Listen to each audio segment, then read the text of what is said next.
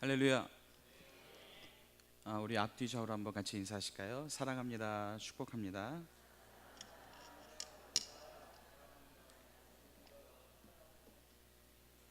한 번 더 인사합시다. 우리 목사님, 장로님, 권사님, 집사님, 우리 형제님, 자매님, 전도사님 뵈니 살맛이 납니다.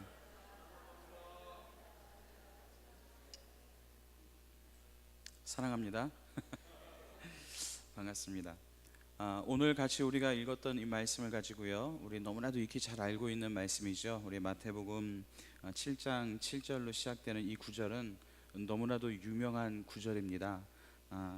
우리 한번 볼까요? 구하라 그리하면 너희에게 주실 것이요, 찾으라 그리하면 찾아낼 것이요, 문을 두드리라 그리하면 너희에게 열릴 것이니.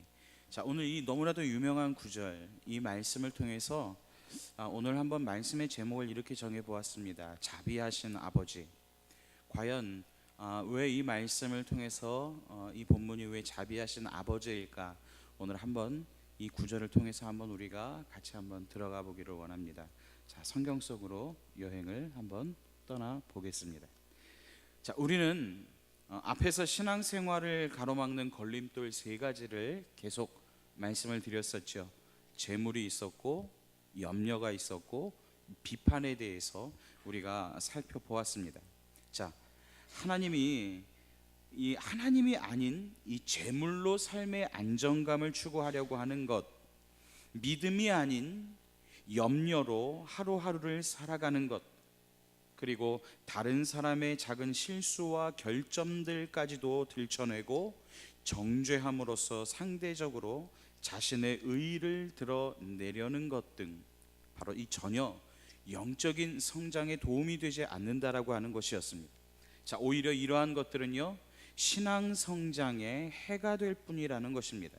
자, 우리는 여기에서 이런 질문을 갖게 됩니다. 자, 그렇다면 어떻게 해야 내 속에 있는 이러한 탐욕과 염려와 사악함을 이길 수 있는가? 또 어떻게 해야 타락한 인간 실존의 모습에서 벗어날 수 있는가? 또 어떻게 해야 하나님의 말씀, 우리 계속 이어지는 이 산상수훈의 설교를 보지요, 하나님의 말씀을 온전히 따라 살아갈 수 있단 말인가? 자, 오늘 본문은요, 이러한 질문에 대해서 그 해답과 동시에 그 대안을 제시해 주고 있습니다. 그것이 오늘 바로 기도입니다. 기도예요. 자, 우리가 예수님을 믿는다라고 해서 이 세상에서의 삶에 불안이나 염려나 실패가 없는 것은 아닙니다. 우리 그리스도인들도 삶에 여러 가지 문제가 발생할 수 있고요, 그래서 낙심하고 절망하기도 합니다. 사실 예수님은 자신을 따르는 제자들에게 그들의 삶을 변화시켜 주겠다라고 말씀하시지 않았습니다. 시련과 환난을 제거해 주겠다라고 약속하시지 않았어요. 단 한 번도 그들에게 안락한 삶을 보장해 주신 적이 없으십니다. 예수님은 다만 이렇게 우리에게 약속해 주셨습니다. 내가 세상 끝날까지 너희와 함께 해 주겠다. 오늘 이렇게 우리에게 약속해 주셨어요. 그리고 또 한 가지 약속해 주신 것이 있는데, 그것이 바로 기도하면 반드시 응답해 주시겠다라고 하시는 것이었습니다. 자, 이것이야말로 우리 믿는 사람들에게 가장 큰 위로가 되며 우리에게 가장 큰 격려가 되며 아주 복된 것입니다. 자, 따라서 우리에게 중요한 것은요, 우리가 직면하고 있는 이런 여러 가지의 문제들이 아니라 그것들을 대하는 우리의 태도라고 말할 수 있습니다. 자, 예수님은요, 우리가 무슨 일을 만나든 두려워하거나 놀랄 필요가 없다라고 하는 확신을 위대한 약속에 포함시켜 주셨습니다. 자, 아까 제가 서두에 읽었던 오늘 본문 7절 말씀입니다. 다 같이 한번 읽어볼까요? 시작. 구하라 그러면 너희에게 주실 것이요, 찾으라 그러면 찾을 것이요, 문을 두드리라 그러면 너희에게 열릴 것이다. 아멘. 아멘이죠. 자, 그렇다면 오늘 본문에서 예수님께서 하신 이 말씀의 그 문맥적인 의미는, 하나님은 우리들이 여러 가지의 삶의 문제들, 불안, 염려와 실패, 이런 것들을 얼마든지 이기면서 살 수 있도록 해 주셨는데 왜 이처럼 무기력하게 넘어지느냐라고 하는 것입니다. 다시 말해서 우리에게 필요한 모든 것이 제공되어 있는데 어찌해서 받지 못하고 찾지 못하고 문을 열지 못하는가라고 하는 것입니다. 자, 그것은 우리가 하나님께 구하지 않고 찾지 않고 문을 두드리지 않았기 때문이라는 것이에요. 자, 따라서 구하고 찾고 두드리라라고 하는 이 예수님의 말씀을 오늘 우리에게 다음에 세 가지의 교훈을 주고 있습니다. 자, 오늘 그 세 가지의 교훈을 한번 살펴볼까요? 자, 첫째입니다. 자, 이 말씀은요, 오늘 구하고 찾고 두드리라고 하는 이 말씀은 이 우리 인간의 편에 그 책임과 의무가 있음을 가르쳐 주고 있습니다. 이것은 우리에게 책임이 있다는 거예요. 우리에게 의무가 있다라고 하는 거예요. 하나님은 우리의 필요를 다 아시지만 우리들이 기도라는 방법과 통로를 통해서 하나님 자신에게 간구하기를 바라시면서 또한 그 간구에 응답하기를 원하십니다. 그래서 기도라는 이 믿음의 행위로 구하기 전에는 주시지 않으신다는 거예요. 그래야 은혜가 은혜되기 때문입니다. 여러분, 우리 장로교회 창시자였던 존 칼빈, 너무나도 유명하죠.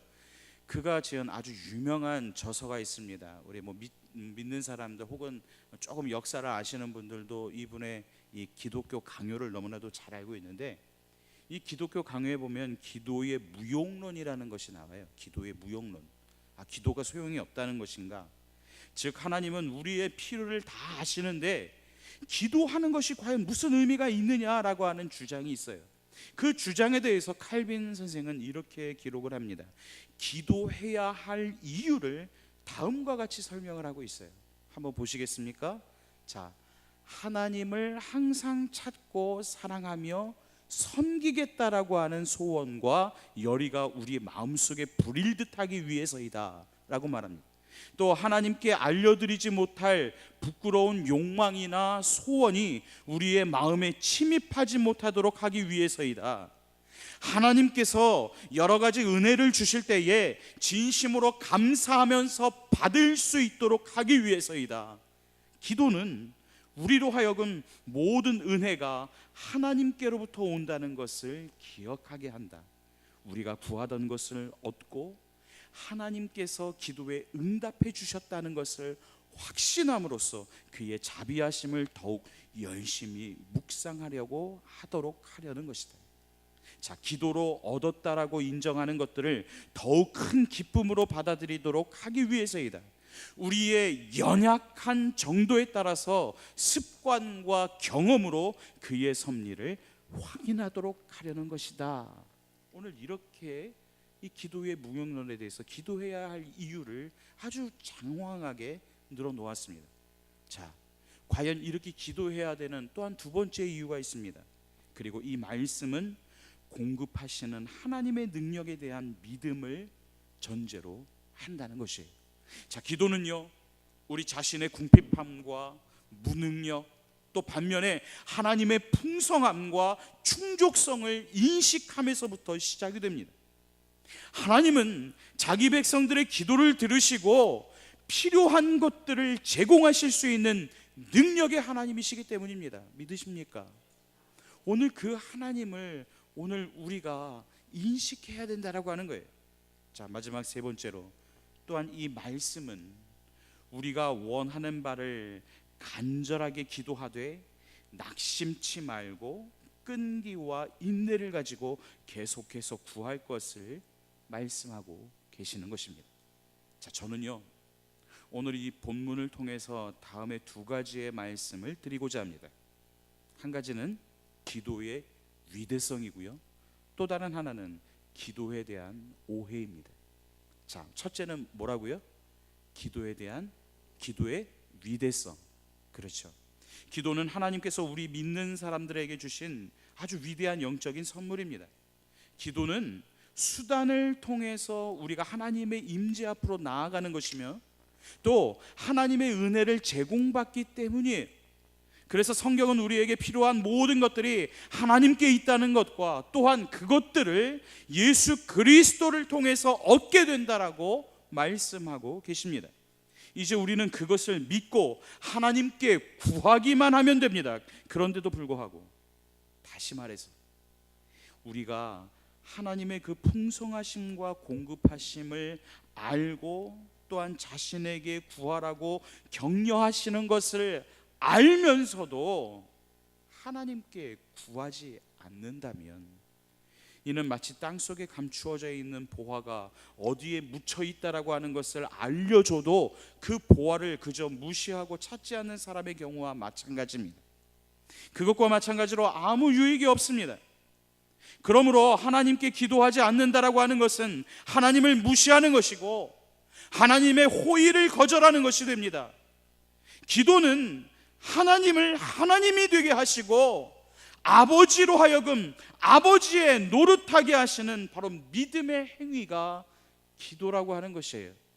그래서 기도하지 않는다는 것은 여러분 이것은 굉장한 큰 죄악입니다. 그리고 하나님을 하나님으로 인정하지 않고 여러분 그것은 우리 믿는 자들에게 있어서 가장 중요한 것을 잃어버리고 살아가는 것과 마찬가지예요. 레오나드 레이븐 힐이라고 하는 분이요, 그가 쓴 책 하나님의 방법으로 부응하라라고 하는 책에서 기도의 위대성을 이렇게 표현하고 있습니다. 한번 들어보시겠어요? 기도는 그리스도인의 삶에서 지금까지 가장 밝혀지지 않은 분야이다. 기도는 그리스도인의 삶에서 가장 강력한 무기이다. 기도는 그리스도인의 삶에서 사탄의 세력이 가장 두려워하는 부분입니다. 또 기도는 그리스도인의 삶에서 가장 은밀한 도구이고 기도는 그리스도인의 삶에서 가장 평가절하되고 있는 능력이다. 기도는 그리스도인의 삶에서 가장 적게 언급되는 진리이다. 기도는 그리스도인의 삶에서 가장 힘든 훈련이다. 기도는 그리스도인의 삶에서 가장 소홀히 취급되는 의무이다. 기도는 그리스도인의 삶에서 가장 효과적인 봉사활동이다. 기도는 그리스도인의 삶에서 가장 극심한 반대에 부닥치는 사역이다. 기도는 그리스도인의 삶에서 가장 큰 결과를 낳는 사역이다. 여러분 이해되시는 말씀들이죠? 무슨 내용인지 알아들으시겠죠? 그렇습니다. 여러분 믿음으로만 감당한다면 사람이 할 수 있는 일 중에 기도만큼 큰 능력을 나타내는 것은 없어요. 그렇기 때문에 오늘 우리가 이 기도에 대해서 가장 중요하게 생각하고 기도하는 자리에 우리는 항상 나와 있어야 하는 것입니다. 우리는 이 기도를 영적인 호흡이라고 하잖아요. 여러분 호흡을 멈추면 그 사람은 죽은 사람과 같습니다. 아니 죽은 사람이에요. 그 호흡을 멈추면 우리는 아무것도 아닌 것입니다. 그러기에 우리는 이 기도를 멈출 수 없어요. 너희는 항상 기도하라고 얘기하고 있지 않습니까? 우리는 기도에 충실해야 합니다. 자, 그런데요 두 번째 언급하게 될 내용이 오늘 기도에 대한 오해입니다. 자, 기도에 대한 오해. 자, 우리 하나님은 구하고 찾고 두드리는 자녀들에게 이 필요한 것을 제공하시지만 그것이 자녀들이 꼭 가져야 한다라고 하는 생각에는 그것에 일치하지도 않을 수도 있는 이 좋은 것만 주시는 분이 바로 우리의 아버지셔요. 자, 여기에서 중요한 것은요 오늘 이 좋은 것에 대한 가치 판단의 기준입니다. 그것은 사람 편에서의 좋은 것이 아니라 하나님 편에서의 좋은 것을 말하는 것입니다.